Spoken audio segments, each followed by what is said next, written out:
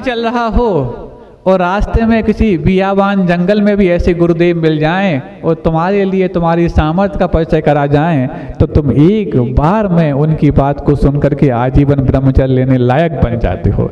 ऐसे उस समय हनुमान के लिए भी ऐसे गुरु की तलाश किष्किंधावासी कर रहे थे कि गुरु मिल जाएं।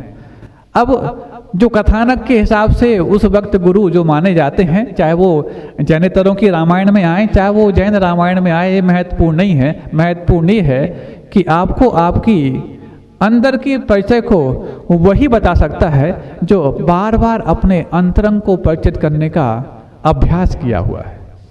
तो बस हुआ ये, जामवंत को ढूंढा गया कि जामवंत ही ऐसे गुरु हैं जो हनुमान को उसके योग्यता का अनुमान करा सकते हैं। जामवंत तो देख के ही समझ गए, क्योंकि गुरु वो तो नहीं होता और सही वैद्य भी वो नहीं होता जो तुमसे हालचाल पूछे कि तुम्हें कौन सा रोग है। अरे नाड़ी तो बहुत दूर की बात है, आपके ऊपर का चेहरा और तेज देख करके तुम्हारे रोग की पहचान जो करने लग जाता है वही असली वैद्य होता है। ये दृश्य परीक्षा मानी जाती है, क्योंकि यदि दृश्य देख करके तुम यदि रोग की पहचान नहीं कर पाए तो तुम उसको स्वस्थ हुआ भी है कि नहीं ये भी दृश्य देख के नहीं पहचान पाओगे। अब रोगी तो दर्द को बता करके आपको अपना रोग बता सकता है कि हमें ये दर्द हो रहा, ये दर्द हो रहा, लेकिन पूर्णतः स्वस्थ हुआ है कि नहीं ये रोगी नहीं बता पाएगा। ये तो फिर आप ही बता सकते हो उसके बाहरी लक्षणों को देख करके। वो बाहरी लक्षण तो देखना आपको आता नहीं, आपने तो पूछ पूछ के चिकित्सा की है, तो फिर पूछ पूछ के ही स्वस्थ कर पाओगे। रोगी तो ऐसा है कि कड़वी दवाई को देख करके कोर्स किए बगैर ही आपसे कहेगा मैं स्वस्थ हो गया, तो क्या आप मान लोगे क्या? और यदि ऐसा मान लिया तो फिर बीच में यदि कोर्स छूट गया तो वापस से वो कोर्स करने के लिए उसको उतरने से भी ज़्यादा समय लग सकता है यदि बीच में रोग उखड़ आता है। तो आप लोग पहचान रहे हैं, आप लोगों ने वैसे कई बार गुरुओं के माध्यम से कुछ अपने जन्म जरा मृत्यु जैसे रोगों की चिकित्सा प्रारंभ की होगी। जन्म जरा मृत्यु विनाशनाय जलम जरोपामी थी। विशेष प्रसंग आते हैं तो बड़ी बड़ी द्रव्य की थालियां सजा करके हम पूजन करने लग जाते हैं, लेकिन जब प्रतिदिन करने की बात आए तो एक थाली में भी 4 कनू का चावल यहाँ से वहाँ खिसकाने में मुश्किल महसूस होती है। यही तो माना जाता है कि हम बीच में कोर्स कब छोड़ देते हैं पता नहीं लगता। यदि आपकी समीक्षा सही हो रही है चेहरा देख करके तो फिर हमें समीक्षा करने में कोई दिक्कत नहीं है।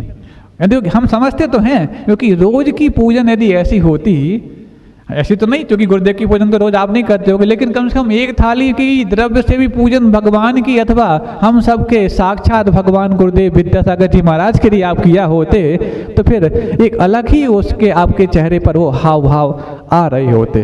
कोई बात नहीं, शुरुआत तो कभी से तो होती है। हम तो ये मान रहे हैं कि आपको अभ्यास है पूजन करने का, ये क्यों आप आगाज कर रहे हैं पूजन करने का, ये भी यदि शुरू हो गया तो मुंगावली से सहराई तक आना हम लोग का यहाँ पर सार्थक अवश्य हो जाएगा। तो जामवंत कहते हैं हनुमंत, अभी तक तुमने दूसरों के माध्यम से सुना होगा, अब मैं कह रहा हूं तुम में वो सामर्थ्य है। और जब गुरु कह दें कि तुम में वो सामर्थ्य है तो एकदम से नकार तो नहीं सकते, लेकिन अनुभव के आधार पर उस सामर्थ्य को स्वीकारना भी जल्दी आसान नहीं होता। अर्जुन के लिए भी कृष्ण के रूप में गुरु मिले। कृष्ण पर अर्जुन को पूर्णता विश्वास है कि जो ये कह रहे हैं वो वास्तव में सत्य है, लेकिन विश्वास होने के बावजूद भी वो कृष्ण प्रश्न करता है, अर्जुन प्रश्न करता है कृष्ण से। प्रश्न करने का अर्थ ये नहीं है कि शंका है उनकी बातों पर, प्रश्न करने का अर्थ ये है भीतर को विश्वास को संतुष्टि का सामान जब मिल जाए तब जाकर के वो विश्वास अधिक बन जाएगा और आत्मविश्वास माना जाएगा। नहीं है तो विश्वास तो अंधविश्वास भी माना जाता है। अर्जुन अंधविश्वासी नहीं है, लेकिन अपने अंधविश्वास को जरा से भी कोई परछाई ना पड़ पाए तो वो कृष्ण के सामने प्रश्न पूछ करके अपने अंधविश्वास को आत्मविश्वास में तब्दील करने का प्रयास करते हैं, प्रश्न करते हैं। ऐसे ही हनुमान प्रश्न करते हैं, गुरुदेव आप अन्यथा तो नहीं कहेंगे, लेकिन मेरे पास सामर्थ्य है, इसका परिचय आपने तो प्राप्त कर लिया, मुझे तो प्राप्त कराओ। हाँ, ये बात ठीक कही तुमने ये तो नहीं कहा कि नहीं मेरे पास ऐसा नहीं, लेकिन ये जो कहा कि मुझे परिचय प्राप्त हो जाए, ये गुरु की बात को स्वीकार करके खुद के बारे में सही स्वीकारोक्ति प्राप्त करने का जरिया है। नहीं है तो आपसे कह दिया जाए तुम पूजा कर लोगे कल, आप तो ठीक बोल रहे हो लेकिन मैं कैसे करूंगा, ये तो फिर भी ठीक है।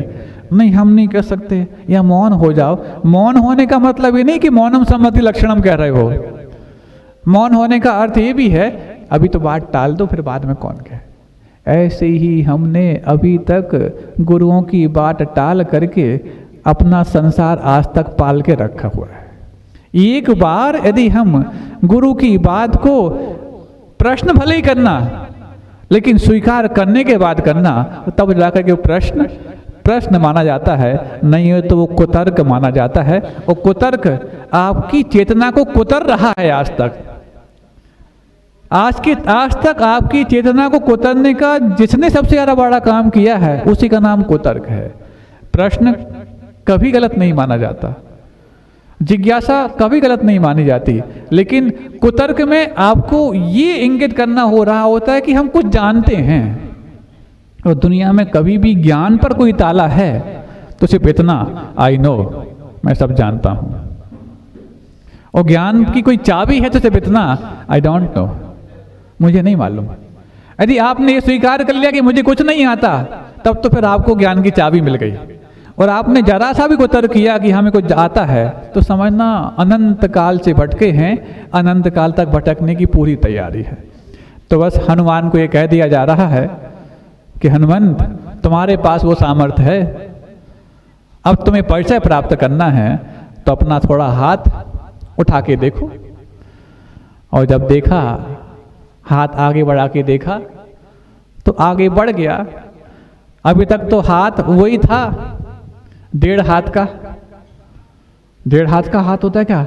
हाँ, हाथ तो वैसे इतना ही माना जाता है यहाँ से लेके यहाँ तक, लेकिन उसके अलावा कुछ और भी होता है, तो ये इसको 1.5 हाथ बोल दिया जाता। लेकिन जब देख लिया कि उससे भी ज्यादा रेंज तक वो जा रहा है, तो अब जामवंत की बात पर हनुमंत विश्वास करके सीता की खोज खबर करने जा रहा है। ऐसी आज तक हमारी वो सती रूप में आत्मा का हमारे 10 परिग्रहों ने हरण कर रखा। वो दशानन ने किया था सीता का हरण, तो हमारे 10 प्रकार के परिग्रह ने किया हमारी चेतना का हरण।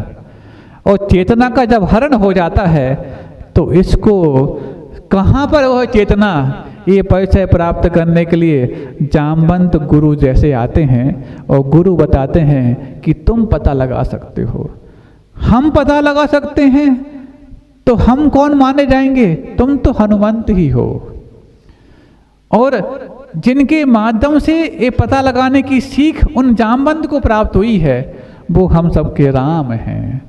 और हम सबके राम के उपमा के रूप में और कोई नहीं, हम सबके हृदय पर एक छत्र शासन करने वाले पूज्य गुरुदेव आचार्य विद्यासागर जी महाराज हैं।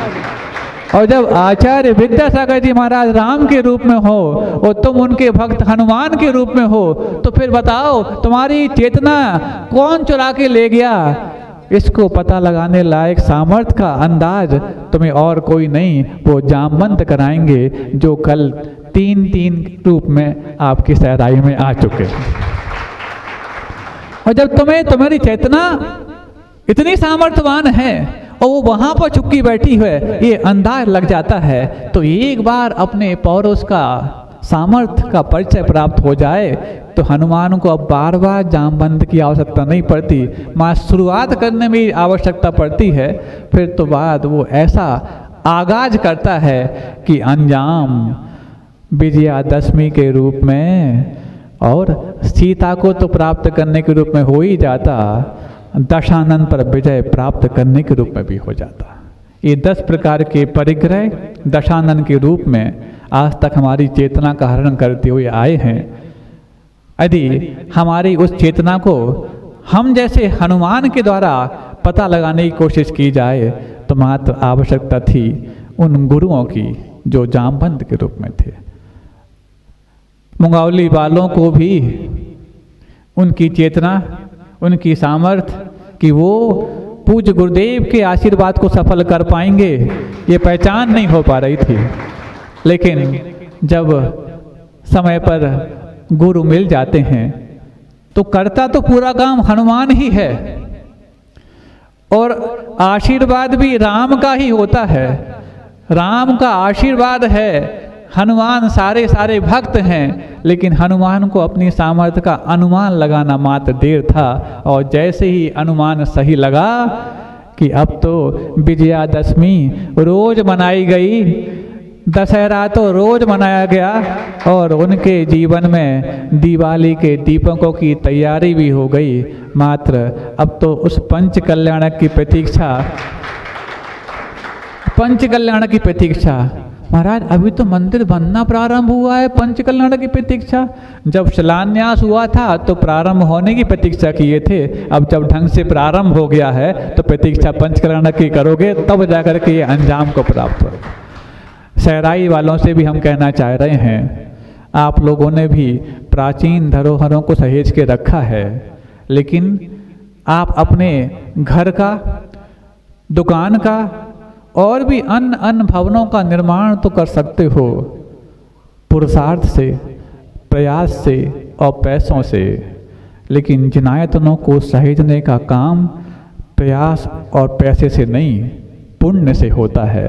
और पुण्य के मामले में यदि हम कंगाल होते चले गए, धन के मामले में मालो माल होते चले गए, तो वही धन हमारे लिए धर्म के मामले में कंगाल होने का रास्ता दिखाएगा। पुण्यहीन होना इतना खतरनाक नहीं जितना कि धर्महीन हो जाना है। पुण्यवान धर्महीन हो जाए तो एक दिन पुण्यहीन हो जाएगा, और पुण्यहीन धर्मवान हो जाए तो एक दिन पुण्यवान हो जाए। और यदि ये तुम्हें समझ में आने लग जाए तो कोई बड़ी बात नहीं। कल कोई कह रहा था, महाराज एक क्षेत्र है रास्ते में, वहाँ जाके देखा तो हम ये तय करने में लग गए कि ये पुण्यहीन अथवा धर्महीन किस चीज का परिणाम है। पुण्यहीन होते तब तो कोई बात नहीं, पुण्यवान बनना देर नहीं लगती, लेकिन जब हम धर्महीन हो जाते हैं तो फिर पुण्यवान भी पुण्यहीन हो जाता है। हम सिर्फ संकेत करना चाह रहे हैं, चाहे वो क्षेत्र की बात हो, चाहे यहाँ पर आप लोगों के अपने व्यक्तिगत कर्तव्य के बारे में आप लोग बहुत या तो जानकारी नहीं है, अथवा जानकारी है तो लापरवाही भी पर्याप्त है। ऐसे जिनायतनों की सेवा, जब छत्तीसगढ़ में प्रवास हम लोगों का चल रहा था, वहाँ पर जब डोंगरगढ़ से लेकर के और जगदलपुर, बस्तर और गीदम तक गए, लगभग 350 किलोमीटर के पूरे उस मार्ग में सिर्फ 1 या 2 स्थानों पर जिनालय है। इतने लंबे मार्ग में सिर्फ 1 या 2 स्थानों पर जिनालय मात्र हैं। लेकिन पूज्य गुरुदेव ने जाते वक्त 4-5 ऐसे स्थान देखे जिन स्थानों पर जैन समाज तो है, लेकिन कोई वहां रुकती नहीं, क्योंकि आयतनों के अभाव में किसी भी वस्तु का ठहरना कठिन होता है। और आयतन हमेशा 6 साइड वाला ही होता है, एक आधार होता है, 4 दीवारें होती और एक ऊपर ढक्कन होता है। किसी भी बर्तन में 6 साइड तो होती हैं, किसी भी डिब्बे में एक नीचे होगा, 4 दिशाएं होंगी और एक ऊपर होगा। ऐसे ही आयतन जब नहीं होता तो फिर किसी भी वस्तु को सुरक्षित रख पाना कठिन होता है। किसी पर उपकार करने के लिए ये मत समझना तुम्हारे प्रायश्चित करने के लिए ये मानना। जैसे हिंसा, झूठ, चोरी और कुशील, ये 4 पापों को तो पाप जैन लोग भी मानते, अजैन भी मानता, कानून भी मानता, तब तो इनके दंड संहिता में दंड निर्धारित हैं। सजा निर्धारित है। लेकिन परिग्रह को पाप सिर्फ जैन लोग कहते, मानते कितने हमें नहीं मालूम। और मानते सिर्फ इतना कि न्याय से नहीं कमाया गया तो पाप है और न्याय से कमाया गया तो पाप नहीं है। नहीं, परिग्रह मात्र पाप है। और इस परिग्रह मात्र पाप की यदि आपके जीवन में, हाँ घड़ी रखी नहीं है, यही तो बात है। हाँ बस हम अंतिम बात करने जा रहे हैं कि परिग्रह पाप का यदि आपने पाप के रूप में स्थान नहीं समझा तो फिर वो दशानन ही आपको ले डूबेगा, वो ही आपकी चेतना का हरण कर लेगा। इसलिए इस परिग्रह रूपी पाप का यदि अपने वश में करना है तो इस दान के प्रायश्चित को पहले समझो। 4 पापों आपसे मात्र हो जाए, छोटी सी चींटी की भी हिंसा हो जाए तो तुम्हारी रूह कांप जाती है। लेकिन बड़े बड़े परिग्रह को इकट्ठा करते जा रहे हो, कभी है तुम्हारी रूह पर जरा सी भी सिकन नहीं आई। अंत रहो, जरा भी सिकन नहीं आती। छोटी सी चींटी की हिंसा से जब सिकन आ जाती है तो इतनी बड़ी परिग्रह को लेकर चिंता क्यों नहीं होती। तो जब चींटी की हिंसा हो जाए तो प्रायश्चित लेने की बात आती, तो परिग्रह के भार से तो सीधी नरकायु की यात्रा होती, वहां से क्यों बचने की बात नहीं आती। उस प्रायश्चित करने का मन क्यों नहीं बन पाता। तो परिग्रह रूपी पाप का प्रायश्चित क्या महाराज? दान ही परिग्रह रूपी पाप का प्रायश्चित है, किसी पर उपकार नहीं। तो जैसे अन्य पापों का प्रायश्चित करने के बाद सिर झुका के चलते हो कि हमें मूल धारा में शामिल होने का मौका मिल रहा, ऐसी दान करने और करने के बाद सिर झुका के चलने की जब बात आए कि कम से कम समाज के सामने मेरा परिग्रह रूपी पाप हुआ था और समाज के सामने मेरा दान रूपी प्रायश्चित हो गया है, समाज यदि मेरे लिए मूल धारा में शामिल होने का अवसर दे रही है तो उपकार खुद पर मान करके उसमें शामिल हो जाना, ना कि अकड़ करके कहना कि हमने इतना दान दिया। सहराई की समाज भले ही छोटी है, इतनी छोटी भी नहीं कि एक छोटे से क्षेत्र को उन्नत ना बना सके। दूसरों के सामने तो हाथ फैलाने की आवश्यकता पड़नी ही नहीं चाहिए। यदि तुम्हें अपनी उन्नति को प्राप्त कराना है तो यदि किसी भी रूप में धर्मायतन तुम्हारे आसपास मौजूद हैं, चाहे वो तपोवन के रूप में हो, चाहे आपके जनालय के रूप में, चतवा और भी आसपास हो, वहाँ पर अपने धन की सामर्थ्य पहचान लेना। क्योंकि जो पुण्यवान धन है वो नहीं, जो सामर्थ्यवान धन है वही आयतनों की रक्षा में लग पाएगा। नहीं है तो अदालतों में, अस्पतालों में, झगड़े फसादों में लगने वाला धन तो तुमने खूब इकट्ठा कर रखा है, ये सामर्थ्यहीन धन माना जाता है। और धन को सामर्थ्यवान बनाना चाहते हो तो आयतनों में लगाने की पहले सोचो, और सोच तुम्हारी स्थायी हो पाए तब मानना कि वो धन सामर्थ्यवान है, और लग जाए तब मानना कि वाकई में सामर्थ्यवान है। नहीं तो ऐसा धन जो बैंकों में रखा है, तिजोरियों में रखा है, वो तो सिर्फ मात्र प्रतीक्षा कर रहा है कब कोई ऐसा अवसर आ जाए, विपरीत परिस्थितियां आ जाएं ताकि मैं वहां जाके लग जाऊं। अरे उन्नति वाली परिस्थितियां आई हों तब लगने जाए, तब मानना कि वो सामर्थ्यवान है। और ये धन भी सामर्थ्य तब पाएगा जब तुम अपने दान रूपी अंतिम आवश्यक के लिए देव पूजा रूपी प्रथम आवश्यक का आधार तैयार करोगे। हम समय पर्याप्त हो गया, लेकिन संकेत में और संक्षेप में बहुत सारी बातें हमने कह दी हैं। समझ में आए तो हनुमंत बन सकते हो, नहीं तो हनुमान भी अपनी सामर्थ्य का अनुमान नहीं कर सकता। अहिंसा परमो धर्म की।